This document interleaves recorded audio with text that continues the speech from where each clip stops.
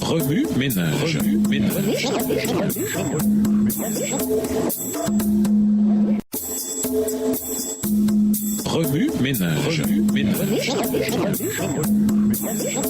Bienvenue dans votre émission. Remue ménage. Nous voilà à la leçon de jeudi. S'impliquer, l'œuvre de l'esprit. En vertu de cette alliance, la loi même qui avait été gravée sur les lois de Pierre est écrite par le Saint-Esprit dans notre cœur. Au lieu de chercher à établir notre propre justice, nous acceptons celle du Sauveur. Son sang expie nos péchés et son obéissance nous est imputée. Alors notre cœur, renouvelé par le Saint-Esprit, est rendu capable de produire les fruits de l'Esprit. Par la grâce de Jésus-Christ, nous vivons désormais dans l'obéissance à la loi de Dieu. Avec lui, nous pouvons dire: Mon Dieu, je prends plaisir à faire ta volonté, et ta loi est au fond de mon cœur. Somme 40, verset 9. Durant son séjour sur la terre, Jésus disait: Mon Père ne m'a pas laissé seul, parce que je fais toujours ce qui lui est agréable. Jean 8, le verset 29. L'apôtre Paul expose clairement les rapports qui existent sous la nouvelle alliance, entre la foi et la loi. Étant donc justifiés par la foi, dit-il, nous avons la paix avec Dieu par notre Seigneur Jésus-Christ. Anéantissons-nous donc la loi par la foi? Non, certes. Au contraire, nous la confirmons. Car ce qui était impossible à la loi, attendu que la chair la rendait impuissante, a justifié l'homme qui l'a violée. Dieu l'a fait en envoyant à cause du péché son propre Fils dans une chair semblable à notre chair de péché. Il a condamné le péché dans la chair,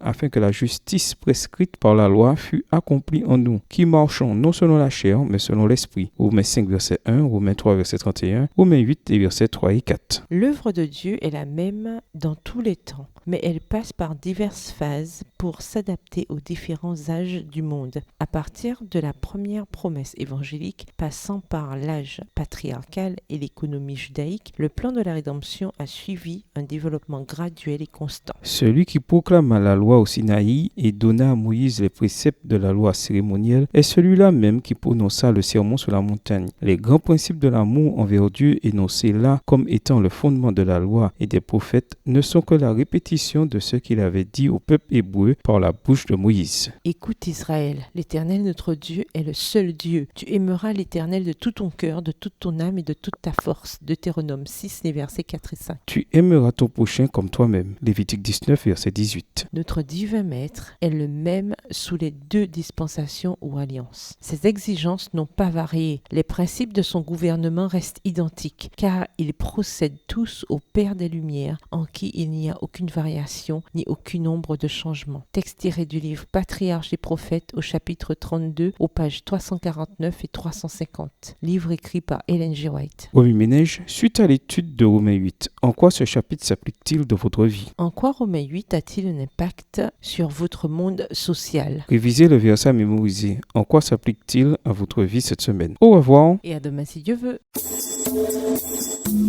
Remue ménage. Remue ménage.